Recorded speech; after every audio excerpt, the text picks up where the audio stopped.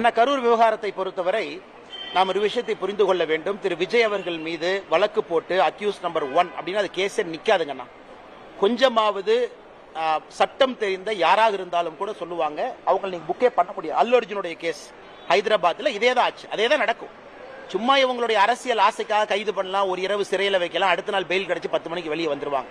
இதெல்லாம் சின்ன பிள்ளைகள் விளையாடுகின்ற ஆட்டத்திற்கு சமம்.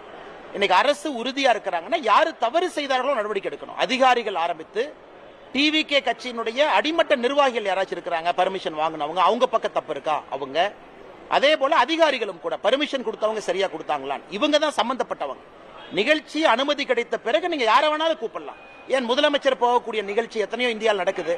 அப்ப ஒரு பர்மிஷனும் முதலமைச்சருக்கு தெரிஞ்சிருக்குமாங்கன்னா தெரிஞ்சிருக்காது. பிரதமர் வரக்கூடிய நிகழ்ச்சிக்கு தெரிஞ்சிருக்குமா, தெரிஞ்சிருக்காது. நம்பிக்கையில வர்றாங்க. அதனால முதல்ல இருந்து சொல்லுகின்றேன், தமிழக வெற்றி கழகத்தின் மீது தவறு இருக்கா? தவறுகள் இருக்கு. சில விஷயத்தை சரியா அவங்க செஞ்சிருக்கணும்.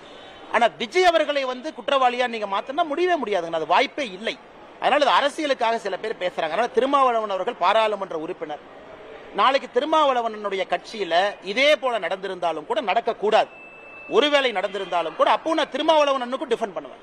காரணம், அவர் மீது போய் கைது பண்ணுவீங்களா? விடுதலை சிறுத்தைகள் கட்சியினுடைய தலைவர் திருமாவளவன் தான் பொறுப்புன்னு இல்லைங்கண்ணா, ஆர்கனைசர்ஸ் பொறுப்பு.